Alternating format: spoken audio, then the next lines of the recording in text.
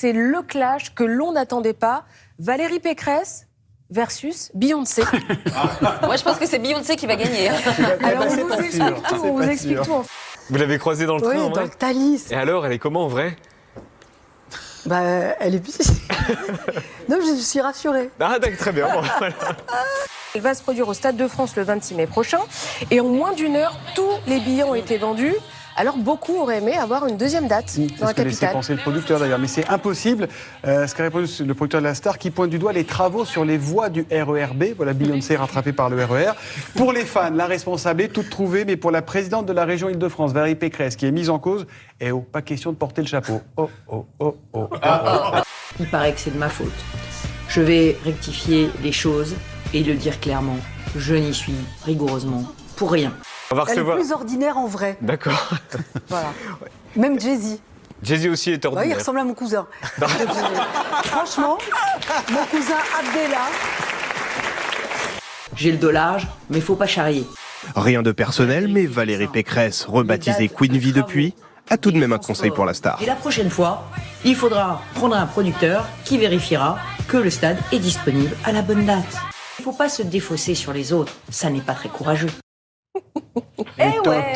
Eh ouais, évidemment. Cassé. Cette tournée événement, les médias sont en boucle dessus avec parfois des pépites comme ce bon plan pour payer sa place. This real estate agent offering to help fans list their homes so they can afford tickets.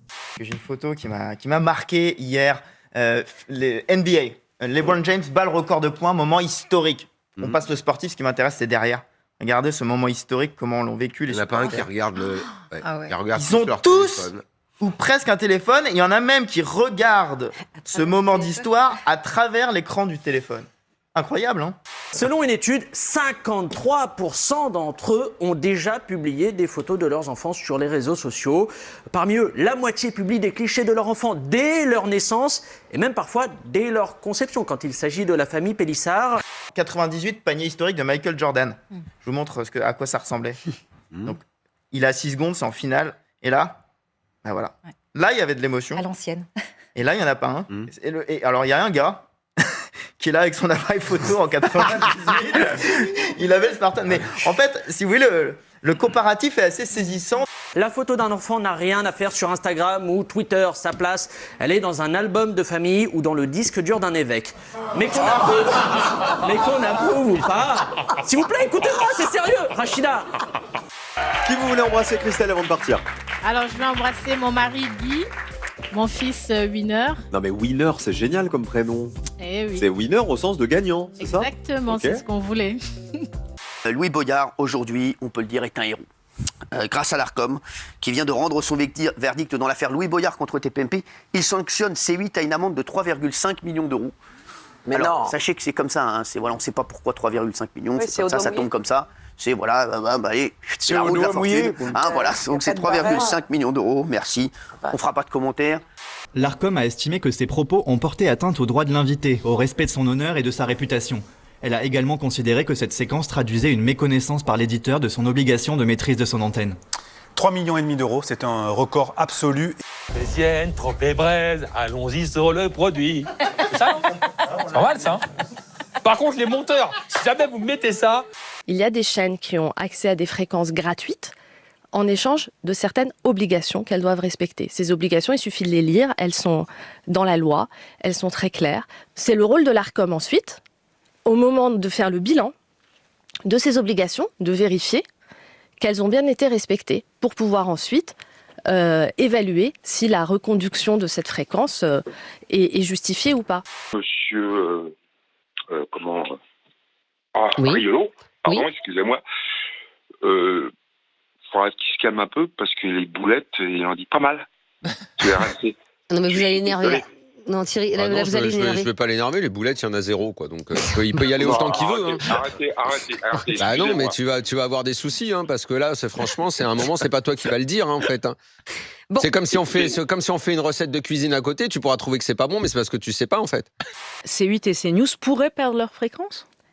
Il y a des obligations à respecter. Il y a déjà eu une vingtaine d'interventions de l'Arcom depuis 2019 pour C8 et CNews. Je rappelle juste le cadre qui existe. Alors, Rima Abdul Malak, on lui écrit un communiqué que je vais lui dire dans un instant, mais juste en fait déjà c'est pour 2025 la reconduction, donc vous inquiétez pas parce que j'ai vu plein de gens qui se sont inquiétés, ou est-ce que C8 va disparaître? Pas du tout, C8 sera là, vous inquiétez pas, c'est pour 2025. Il n'y a pas une faute à Marseillais?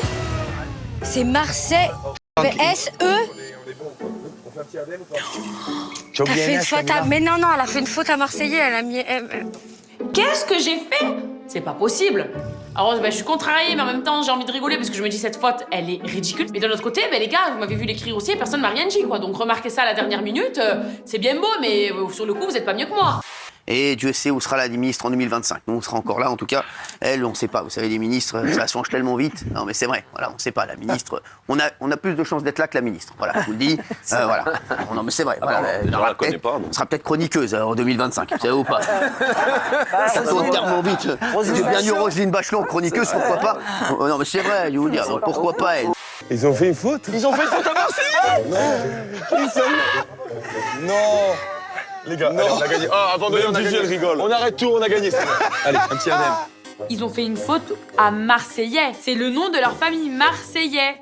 La honte. Ah, mais là, ça va leur suivre toute leur vie, hein. C'est irrattrapable. Mais pourquoi tu as fait ça? Fais-le bâton. C'est bon, stop, ça y est, ça m'a gonflé. Notre ami Claude Nougaro. C'est qui? Oh, je connais pas. Il a chanté plein de chansons. C'est un Toulousain, ce monsieur. C'est un grand chanteur. Je vois plein de petits détails sur la musique. Je vois même un chanteur qui s'appelle Claude Nougaro. Franchement, il y a plein de choses, c'est pas ça. Claude Nagou quoi? Claude Nougaro. Mais là, son nom c'est Claude Nougaro. Je connaissais même pas.